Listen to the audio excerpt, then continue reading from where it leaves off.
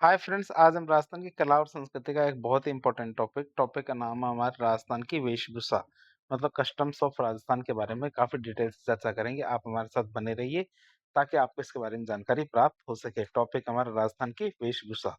तो राजस्थान में वस्त्रों का प्रचलन बहुत प्राचीन काल से रहा है। ऐसा नहीं कि राजस्थान में कपड़े आज से पहने जा रहे हैं। हमारे कालीबंगा और आहड़ सभ्यता के उत्खनन से प्राप्त जो हमारे रुई कातने के चक्र और टाकली इस बात के प्रमाण है कि उस समय के लोग भी सूती वस्त्रों का उपयोग किया करते थे। राजस्थान में हमारे क्या जो हमारे आहड़ और कालीबंगा सभ्यता है उसमें भी हमें कौन कौन सी चीजें मिली है? रुई कातने के चक्र और टाकली, ये सब चीजें मिले जो इस बात को दिखाते हैं कि उस काल के लोग हैं हमारे सूती वस्त्रों का प्रयोग करते थे। और ये चीज दर्शाता है कि वस्त्र निर्माण और उनका उपयोग इस क्षेत्र की संस्कृति का अभिन्न अंग रहा है। क्या वस्त्र निर्माण और उनका उपयोग क्या हमारे उनकी इस संस्कृति का अभिन्न अंग रहा है। राजस्थान की वेशभूषा को मुख्य रूप से 3 श्रेणियों में बाँटा जाता है। कितनी श्रेणियों में? राजस्थान की वेशभूषा को मुख्य रूप से 3 श्रेणियों में बाँटा जाता है। कौन-कौन सी? एक तो हमारे पुरुषों की वेशभूषा, एक महिलाओं की वेशभूषा और एक हमारे आदिवासियों की वेशभूषा के रूप में हमें 3 श्रेणियों में बाँटते हैं। पहला आता हमारे पुरुषों की वेशभूषा। तो राजस्थान पुरुषों की वेशभूषा में राजसी ठाट-बाट, वीरता और स्थानीय परंपरा का मिश्रण दिखाई देता है। क्या?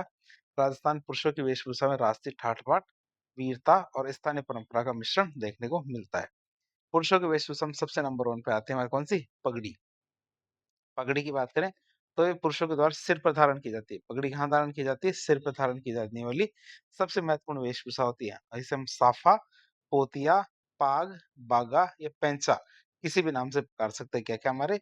साफा, पोतिया, पाग, बागा, पेचिया या पेंचा इस नामों से जानते हैं हमारे किसको? पगड़ी को। महत्व की बात करें तो पगड़ी को आन बान और शान का प्रतीक माना जाता है। पगड़ी को क्या माना जाता है? आन बान और शान का प्रतीक माना जाता है। जो हमारे राजपूतों की गौरवशाली परंपरा को दिखाती है। किसको? राजपूतों की गौरवशाली परंपरा को दिखाती है क्या? पगड़ी। सजावट की बात करते हैं इसे और अधिक आकर्षक बनाने के लिए पगड़ी में हमारे तुर्रे, सरपेच, बालाबंदी, दुगदुगी, पछेवड़ी, लटकन, फतेपेच इन सब का इस्तेमाल करते हैं किसमें? पगड़ी के अंदर, ताकि पगड़ी और भी ज्यादा सुंदर लग सके। अब शैली और क्षेत्र के आधार पे देखें तो जोधपुर की खिड़कियां पाग क्या? जोधपुर की हमारी कौन सी? खिड़कियां पाग बहुत ज्यादा प्रसिद्ध है। खिड़कियां पगड़ी बहुत ज्यादा प्रसिद्ध है जो अपनी विशिष्ट शैली के लिए जानी जाती है। जोधपुर में मौसम और उत्सव के अनुसार अलग अलग तरह की पगड़ियां पहनी जाती है। कहाँ पे? जोधपुर में। जैसे श्रावण, जो सावन है तो सावन के अंदर लहरिया पगड़ी बहुत ज्यादा पसंद की जाती है जिसे लहरदार डिजाइन कहते हैं। विवाह के स्तर पर हमारे कौन सी? मोटरडे की पगड़ी पहनी जाती है। विवाह पर कौन सी पगड़ी पहनते हैं? हमारे मोटरडे की पगड़ी पहनी जाती है। दशहरे पर हमारे बदील पगड़ी पहनी जाती है। दशहरे पर कौन सी? बदील पगड़ी पहनी जाती है। और हमारे कौन सी? होली पर फूल पत्ती की छपाई वाली पगड़ी पहनी जाती है। सुनार आटे वाली पगड़ी का उपयोग किया जाता है जो हमारे उनके व्यवसाय से जुड़ी है। आप इसे याद रखेंगे। सुनार क्या है? आटे वाली जो पगड़ी होती है उसका इस्तेमाल करते हैं जो उनका व्यवसाय की खासियत है। बंजारी क्या? मोटी पट्टेदार पगड़ी का प्रयोग करते हैं। कौन? बंजारी कौन-सी पगड़ी पहनते हैं? हमारे मोटी पट्टेदार पगड़ी का प्रयोग करते हैं जो उनकी घुमंतू जीवन शैली के अनुकूल होती है। जो उनकी क्या? घुमंतू जीवन शैली के अनुकूल होती है। कौन-सी? बंजारे और मोटी पट्टेदार पगड़ी। तो हमने बहुत सारी पगड़ियों के बारे में देखा। अब पगड़ियों की प्रमुख किस्में और शैलियों की बात करते हैं। किसकी? पगड़ियों की प्रमुख किस्में और शैलियों की बात करें तो राजस्थान में कई विशिष्ट पगड़ियाँ प्रचलित है जिनकी बात करें कौन-कौन सी? मेवाड़ क्षेत्र में हमारे अठपट्टी पगड़ियाँ, अमरशाही पगड़ी, उदयशाही पगड़ी, खंजरशाही पगड़ी, शिवशाही पगड़ी, विजयशाही पगड़ी, शाहजहानी पगड़ी। तीसरा हमने देखा तो कितनी सारी पगड़ियाँ हैं जो राजस्थान में प्रचलित है। दूसरा हमारा वेशभूषा आती है अंगरखी। अंगरखी की बात करें तो अंगरखी का परिचय क्या है? तो पुरुषों के द्वारा शरीर के ऊपरी भाग में पहना जाने वाला एक तरह की कमीज होती है। ये हमारे क्या? पुरुषों के द्वारा शरीर के ऊपरी भाग में पहनी जाने वाली एक तरह की कमीज होती है। बात करें अंगरखी का अन्य नाम क्या है? जैसे बुगरती, तनसुक, दुतई, गाबा, गदर, मिर्जाई इन नामों से जाना जाता है। किन-किन नामों से जाना जाता है? जैसे हमारे बुगतरी, तनसुक, दुतई, गाबा, गदर, मिर्जाई इन नामों से जाना जाता है और इसकी विभिन्न शैलियाँ या फिर हमारे क्षेत्रीय नाम दिखाते हैं। तो हमारे क्या जो इसकी क्या है विभिन्न शैलियाँ और क्षेत्रीय नामों को दिखाते हैं। तीसरा हमारे वेशभूषा आती है कौन-सी? अचकन। अचकन की बात करें तो ये पुरुषों के द्वारा शरीर के ऊपरी भाग में पहना जाने वाला एक लंबा परिधान होता है। क्या? अचकन क्या होता है? ऊपरी भाग में पहना जाने वाला लंबा परिधान है, जो कहाँ तक जाता है? घुटनों तक जाता है। अचकन कहाँ तक जाता है? घुटनों तक जाता है। आप इसे याद रखेंगे। प्रचलन की बात करते हैं मुख्यतः हमारे मुस्लिम समुदाय में बहुत ज़्यादा प्रचलित है। जो अचकन है हमारे कहाँ कौन पहनता है हमारे मुस्लिम समुदाय के लोग ज़्यादा पहनते हैं। और ये क्या हमारे औपचारिक वस्त्र पहना माना जाता है। यह क्या है हमारे औपचारिक वस्त्र माना जाता है। फिर आता है हमारा चोगा। चोगा की बात करें तो ये हमारी लंबी आस्तीन वाला घेरदार परिधान होता है। ये हमारे क्या है लंबी आस्तीन वाला घेरदार परिधान होता है, चोगा। पहनने के तरीके की बात करें तो इसे पुरुषों के द्वारा अंगरखी के ऊपर पहना जाता है। चोगा कहाँ पहना जाता है? हमारे अंगरखी के ऊपर पहना जाता है और खासकर ठंडे मौसम और औपचारिक अवसरों पर हमारे चोगा पहना जाता है। ये धोती की बात करें तो ये हमारे पुरुषों की पारंपरिक वेशभूषा होती है धोती। धोती क्या होती है? पुरुषों की पारंपरिक वेशभूषा है। पहनने के तरीके की बात करें तो कमर के नीचे लपेटी जाती है और पैरों को ढकती है। धोती क्या है? कमर के नीचे लपेटी जाती है और क्या पैरों को ढकने का काम करती है धोती। फिर ब्रिजस या ब्रिजेश की बात करें तो ये एक चूड़ीदार पजामे की तरह होता है। ब्रिजेश क्या होता है? वह चूड़ीदार पजामे की तरह होता है। वस्त्र है ये में हमारा विशेषता की बात करें तो पैरों से घुटनों तक तंग या फिर टाइट होता है। ये पैरों से घुटनों तक तंग या फिर टाइट होता है। जो घुटनों से कमर तक घेरदार चौड़ी होती है। जो घुटनों से कमर तक क्या घेरदार चौड़ी होती है। ये की बात करते हैं ये हमारे मुख्यतः घुड़सवारी और उत्सव के दौरान पहना जाता है। ये हमारे ब्रिजेस से ब्रिजेस क्या होता है? घुड़सवारी करते समय या फिर उत्सवों के दौरान पहना जाता है। जो हमारे आरामदायक होने के साथ-साथ स्टाइलिश भी होती है। जो क्या होता है? आरामदायक तो होते ही होते हैं, स्टाइलिश भी होती है। अगला वस्त्र आता है हमारा कौन-सा? कमरबंद या पटका। परिचय की बात करें तो हमारे कमर पर बाँधा जाने वाला पट्टीनुमा वस्त्र होता है कमरबंद या पटका क्या होता है? कमर पर बाँधा जाने वाला पट्टीनुमा वस्त्र है।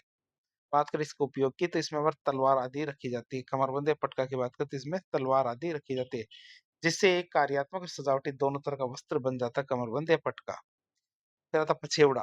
पछेवड़ा की बात करें तो ये मोटी कंबल की तरह का वस्त्र है। पछेवड़ा क्या होता है? ये हमारा मोटी कंबल की तरह का एक वस्त्र होता है। उपयोग की बात करते हैं सर्दी के दिनों में ओढ़ने के लिए प्रयोग आता है। पछेवड़ा क्या होता है हमारे सर्दी के दिनों में ओढ़ने के लिए प्रयोग किया जाता है, जो ठंड से बचाव करता है। क्या करता है? ठंड से बचाव करता है। फिर आता है घुग्गी। घुग्गी किसे कहते हैं? ये ऊन से बनी हुई घुग्गी होती है। छोटी-सी कंबल होती है, उसे हम क्या कहते हैं? घुग्गी कहते हैं। किससे बनी है? ऊन से। उपयोग की बात करें तो ये हमारे बारिश मतलब वर्षा और सर्दी से बचाव के लिए ओढ़ी जाती है। बारिश से बचने के लिए साथ ही साथ क्या सर्दी से बचने के लिए ओढ़ी जाती है। जो एक प्रकार का हुड वाला कंबल होता है। कैसा होता है? एक प्रकार का हुड वाला कंबल जैसा होता है। क्या? घुग्गी।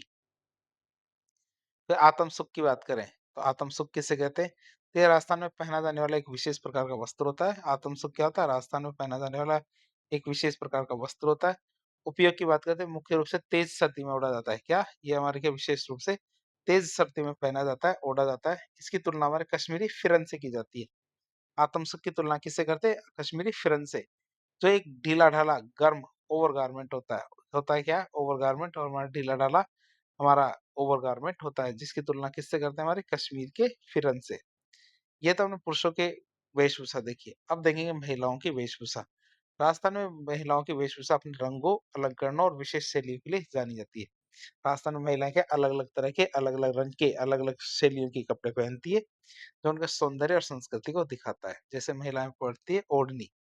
ओढ़ने की बात करते हैं स्त्रियाँ क्या करती है? सिर, चेहरे और ऊपरी शरीर को ढकने के लिए स्त्रियाँ क्या सिर, शरीर चेहरे और ऊपरी शरीर को ढकने के लिए ओढ़नी का प्रयोग करती है।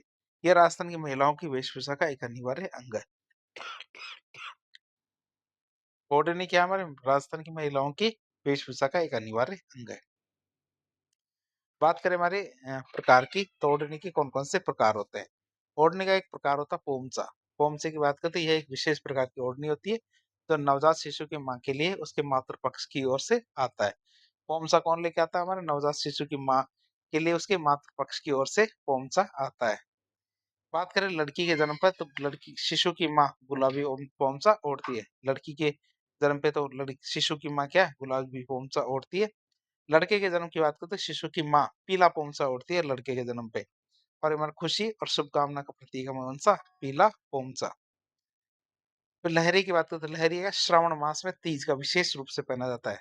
लहरी की बात करें तो श्रावण मास में तीज पर विशेष रूप से लहरिया पहना जाता है। जिसमें हमारे यहाँ लहरदार डिजाइन होती है। होली के अवसर पर फागणियाँ लहरिया पहनते कौन सा? फागणियाँ लहरिया पहनते कब? हमारे होली के अवसर पर। फिर बात करें दामनी की तो लाल रंग की ओढ़नी कौन सी? लाल रंग की ओढ़नी जिस पर हमारे धागों से कसीदाकारी या फिर कढ़ाई की जाती है। लाल रंग की ओढ़नी जिस पर क्या धागों से कसीदाकारी या कढ़ाई की जाती है उसे दामनी कहते हैं। फिर लुगड़ा की बात करें तो लुगड़ा विवाहित स्त्रियों के द्वारा पहना जाता है, जो एक प्रकार की साड़ी जैसा वस्त्र होता है। लुगड़ा क्या होता है हमारे? साड़ी जैसा वस्त्र होता है जो हमारी विवाहित महिलाएं पहनती है। फिर पचरंगा लहरिया की बात करें तो 5 संख्या को शुभ माने जाने के कारण, क्या 5 संख्या को शुभ माने जाने के कारण मांगलिक अवसर पर पचरंगा लहरिया पहना जाता है और उसमें 5 विभिन्न तरह के कलर होते हैं। कितने? 5 विभिन्न तरह के कलर होते हैं। बात करें लहरी की, लहरिये कितने प्रकार के होते हैं? तो लहरी के प्रकार की बात करें, एक होता है हमारा प्रतापशाही लहरिया, इसका उल्लेख क्या साहित्य में मिलता है? प्रतापशाही लहरी का उल्लेख साहित्य में मिलता है, जो उसकी ऐतिहासिकता को दिखाता है। फिर राजशाही लहरी की बात करें तो ये लहरिया जयपुर के रंगरेज जो रंगने वाले हैं, वो रंगते हैं कौन सी? राजशाही लहरिये को, जिसमें हमारी चमकदार गुलाबी रंग की आड़ी रेखाएं बनी होती है। जिसमें हमारी क्या चमकदार गुलाबी रंग की आड़ी रेखाएं बनी होती है, जो इसे क्या शाही रूप देती है। फिर आता है हमारा समुद्र लहरिया, तो इसमें चौड़ी-चौड़ी धारियाँ बनी होती है। समुद्र लहरी में क्या चौड़ी-चौड़ी धारियाँ बनी होती है और इनमें 2, 3, 5, 7 रंगों से मिलके बनता है। समुद्र लहरिया क्या हमारे 2, 3, 5, 7 रंगों से मिलके बनता है, जो इसे समुद्र की लहरों के रूप में दिखाई देता है। तो लहरी के प्रकार देखे हमने कौन-कौन से? प्रतापशाही लहरिया, राजशाही लहरिया और समुद्र लहरिया। दूसरी वेशभूषा आती है हमारी कौन सी? कुर्ती और कांचली। महिलाओं का वेशभूषा की बात कर रहे हैं हम, कुर्ती और कांचली।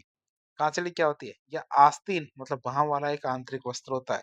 यह आस्तीन मतलब भाव वाला, जिसके बाहें होती है, एक आंतरिक वस्त्र होता है जो महिला के द्वारा शरीर के ऊपरी हिस्से में पहना जाता है। किसकी तरह? ब्लाउज की तरह। ब्लाउज की तरह शरीर के ऊपरी हिस्से में पहना जाता है।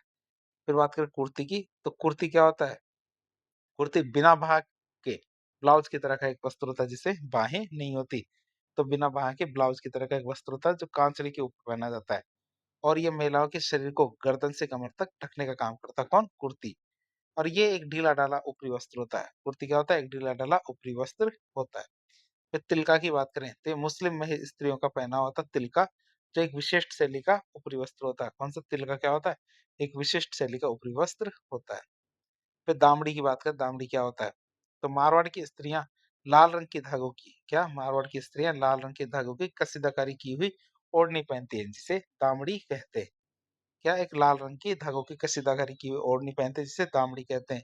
और एक विशेष प्रकार की लाल रंग की कढ़ाई वाली ओढ़नी है। ये क्या हमारे एक विशेष प्रकार की लाल रंग की कढ़ाई वाली ओढ़नी है। कौन सी? दामड़ी। अब हम देखेंगे राजस्थान की जो आदिवासी है, वो उनकी वेशभूषा के बारे में बात करेंगे। वो कौन-कौन से कपड़े पहनते हैं आदिवासी। तो राजस्थान के आदिवासी समुदाय की वेशभूषा उनकी अपनी विशिष्ट सांस्कृतिक पहचान और परंपराओं को दिखाती है। जैसे वो पहनती है हमारे क्या? अंगरखा। अंगरखा की बात करें, ये पुरुषों के द्वारा कमर के ऊपर पहना जाने वाला ऊपरी वस्त्र होता है। अंगरखा क्या होता है? हमारे पुरुषों के द्वारा कमर के ऊपर पहना जाने वाला एक ऊपरी वस्त्र है। अलंकरण की बात करें तो इस पर सफेद धागे से कढ़ाई की जाती है। अंगरखे में क्या होता है? एक सफेद धागे से कढ़ाई की जाती है और इसे सुंदर बनाने के लिए इस पर फूल, सितारे और ज्यामितीय आकृतियां बनाई जाती है। तो इसे सुंदर बनाने के लिए क्या करते हैं? इस पर हमारे फूल, सितारे और ज्यामितीय आकृतियां बनाई जाती है, जो इसकी कलात्मकता को दिखाती है। इसमें अंगरखे में। फिर आता है अंगोछा। अंगोछा की बात करें तो अंगोछा कहाँ पहना जाता है? अंगोछा सिर पर पहना जाता है। अंगोछा कहाँ पहना पहना जाता है? सिर पर पहना जाता है। विशेषता की बात करें तो इसके किनारों पर कंगूरे मतलब छँटे हुए और कटे हुए किनारे होते हैं। इसके किनारों पर कंगूरे होते हैं, जो इसे एक विशिष्ट रूप प्रदान करते हैं। अंगोछा की बात कर रहे हैं तो अंगोछा के किनारों पर के कंगूरे होते हैं, जो एक विशिष्ट रूप प्रदान करते हैं। फिर आता है कटकी। कटकी की बात करें तो इसे हमारे अविवाहित लड़कियों के द्वारा सिर पर ओढ़ा जाता है। कटकी कौन पहनता है? हमारे महिलाएं पहनती है, जो भी कौन सी? कंवारी मतलब अविवाहित लड़कियां सिर पर ओढ़ती है, जो इसकी स्थिति को दिखाता है। या कटकी। फिर नांदड़ा है, नांदड़ा की बात करें तो ये हमारे आदिवासी महिलाओं में प्रचलित सबसे नवीनतम प्राचीनतम पोशाक है। कौन सी? नांदड़ा या नांदड़ा क्या हमारे आदिवासी महिलाएं पहनती है और प्राचीनतम पोशाक है। विशेषता की बात करें तो इसमें हमारे नीले रंग की छींट या छपाई होती है। इसमें हमारे क्या होता है? नीले रंग की छींट या छपाई होती है, जिस पर तितली भांत प्रकार के चतुष्कोण बने होते हैं। जिस पे हमारे क्या तितली भांत प्रकार के चतुष्कोण बने होते हैं, जो इसका क्या एक अनूठा डिजाइन है। कौन सा? हमारा नांदड़ा या नानड़ा। तो रेनसाई की बात करें तो ये हमारे महिलाओं के द्वारा पहनी जाने वाली एक प्रकार की साड़ी होती है। रेनसाई क्या होता है? महिलाओं के द्वारा पहनी जाने वाली एक प्रकार की साड़ी है, जो हमारे आदिवासी समुदाय में बहुत ज्यादा प्रचलित है। कौन सी? रेनसाई। फिर जामसाई साड़ी की बात करें तो हमारे विवाह के अवसर पर आदिवासी महिलाओं के द्वारा पहनी जाने वाली एक प्रकार की साड़ी है। कौन सी? जामसाई साड़ी। जो कब पहनी जाती है? हमारे मांगलिक अवसरों पे पहनी जाती है। कब पहनी जाती है? मांगलिक अवसरों पर पहनी जाती है। बात करें हमारे कच्छाबू की, तो आदिवासी महिलाओं के घुटनों तक के घाघरे को कच्छाबू कहते हैं। आदिवासी महिलाएं होती है, तो आदिवासी महिलाओं के घुटनों तक के घाघरे को कच्छाबू कहते हैं, और ये उनकी पारंपरिक जो निचली वेशभूषा मानी जाती है। कछुआ कच्छाबू क्या है हमारी उनकी पारंपरिक निचली वेशभूषा मानी जाती है। फिर बात करें हमारे फुंदड़ी की। फुदड़ी क्या हमारे इसके परिचय की बात करते हैं। आदिवासी महिलाओं का एक वस्त्र है। फुदड़ी क्या हमारे आदिवासी महिलाओं का एक वस्त्र है। विशेषता की बात करें तो इस पर हमारे षटकोणीय आकृति में तारे बने होते हैं। फुदड़ी की बात कर रहे हैं तो इस पर हमारे क्या षटकोणीय आकृति में तारे बने होते हैं, जो इसे सजावटी बनाते हैं। कौन? फुदड़ी। बात करें हमारे केरी भात की ओढ़नी, तो ये हमारे कच्चे और छोटे, क्या है हमारे छोटे और कच्चे आम की केरी कहते हैं। परिचय की बात कर रहे हैं तो छोटे और कच्चे आम को हम कैरी कहते हैं। विशेषता की बात करें तो इस ओढ़नी के किनारे और पल्लू पर कैरी छपी हुई होती है। कैरी बात की ओढ़नी की बात करते हैं, इस ओढ़नी के किनारों पर और पल्लू पर क्या कैरी छपी होती है। और इस ओढ़नी के मुख्य भाग पर क्या इस ओढ़नी के मुख्य भाग छोटी छोटी बिंदियां बनी होती है, जो इसे एक आकर्षक पैटर्न प्रदान करती है।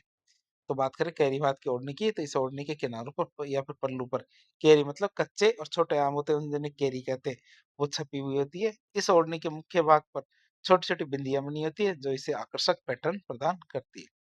तो ज्वार भात की ओढ़नी की बात करें तो ये ओढ़नी के दोनों ओर इस ओढ़नी के दोनों ओर लाल रंग की छोटी छोटी बिंदियां और लाल रंग के बेल बूटे छपे होते हैं।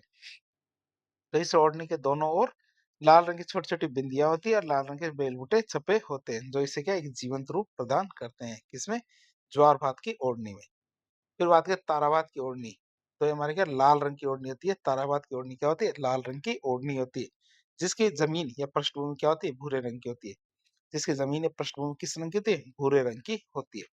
विशेषता की बात करते हैं, इसके किनारे पर छोर जैसे क्या है? इसके किनारों पर छोर तारों जैसे हमारी षटकोणीय आकृति दिखाई देती है, जिससे इसका नाम क्या पड़ा? ताराबाद की ओढ़नी। तो ये इसके किनारों पर या छोरों पर क्या हमारे तारों जैसी षटकोणीय आकृतियां दिखाई देती है, जिससे वजह से इसे ताराबाद की ओढ़नी कहा गया है। और ये क्या लाल रंग की ओढ़नी होती है, जिसकी पृष्ठभूमि क्या होती है? भूरे रंग की होती है। तो लहर भात की ओढ़नी की बात करें तो हमारे ज्वार भात की बिंदियों से निर्मित लहरिया होता है। इससे ज्वार भात की बिंदियों से निर्मित लहरिया होता है, जो लहरदार पैटर्न में बिंदुओं का उपयोग करता है। तो बिंदुओं का उपयोग कैसे करता है? लहरदार पैटर्न में बिंदुओं का उपयोग करता है। अब कुछ खास बातें और देख लेते हैं। जैसे साड़ियाँ होती हैं, साड़ियों के और कौन-कौन से नाम होते हैं। तो राजस्थान में साड़ियों के कई प्राचीन और प्राचीनतम नाम प्रचलित है, जैसे चोल, निचोल, पट, दुकुल, अंसुल, वसन, चीर पटोरी, चोरसो, धोरावसी या धोरावासी। ये सब हमारे के साड़ियों के नाम है राजस्थान में, जो इसकी विविधता और ऐतिहासिकता को दिखाता है। स्त्रियों के परिधान के लिए कौन-कौन से कपड़े पहने जाते हैं? तो राजस्थान में स्त्रियों के परिधान के लिए कई प्रकार के कपड़े प्रचलित है, जिनमें हमारे जमादानी, किमखाब, टसर, खींट, मलमल, मखमल, परचा, मसरू, चिक, इलायची, महमूदी चिक, मीरे बादला, नौरंगशाही, बहादुरशाही, फर्रुखशाही, बाफ्ता, हमारा मौज मामा के मोम जामा, गंगाजली, ये सब क्या महिलाओं के वस्त्र है। और ये सभी कपड़े क्या विभिन्न बनावटों, बुनाई शैलियों और अलंकरण के लिए जाने जाते हैं, जो हमारे क्या शाही और आम लोगों की वेशभूषा में इस्तेमाल होते हैं। तो इस तरह आज एक लेक्चर के जरिए हमने राजस्थान की कला और संस्कृति का एक बहुत ही इंपॉर्टेंट टॉपिक का नाम था राजस्थान की वेशभूषा। इसके बारे में काफी डिटेल से जानने की कोशिश की। इस प्रकार के इन्फॉर्मेटिव वीडियो देखने के लिए हमारे चैनल से जुड़े। वीडियो यदि पसंद आता तो वीडियो को लाइक करें, चैनल को सब्सक्राइब करें, अपने दोस्तों का शेयर करें। धन्यवाद।